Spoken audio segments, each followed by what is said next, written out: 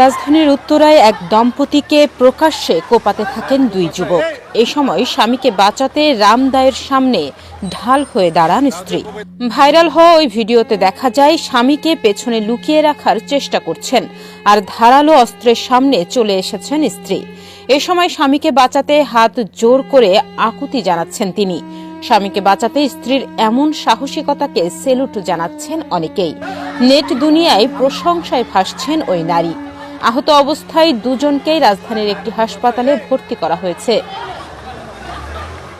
জানা গেছে, সোমবার রাতে উত্তরা ৭ নম্বর সেক্টরে এই হামলার ঘটনা ঘটে। এ ঘটনায় দুইজনকে আটক করেছে পুলিশ।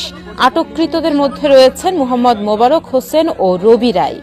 স্থানীয়রা জানায়, এই বখাটে কিশোর চক্রটির সদস্যরা উত্তরা সেক্টরের ভেতরে দ্রুত গতিতে মোটরসাইকেল চালাচ্ছিল। উত্তরা পশ্চিম থানা পুলিশ সূত্রে জানা যায়, তাদের মোটরসাইকেলটি একটি শিশুকে চাপা দেওয়ার চেষ্টা করে। পাশ দিয়ে যাওয়া আরেকটি মোটরসাইকেলে ভুক্তভোগী দম্পতি ঘটনার প্রতিবাদ করলে কিশোর গ্যাংয়ের সদস্যরা তাদের লোকজন ডেকে ধারালো অস্ত্র দিয়ে ওই দম্পতিকে আঘাত করে। এক পর্যায়ে জনগণ তাদের দুজনকে ধরে গণধোলাই দিয়ে পুলিশে সোপর্দ করেন।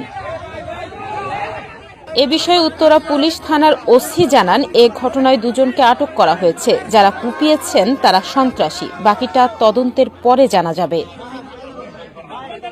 তাহনিয়া ইয়াসমিন, প্রতিদিনের বাংলাদেশ।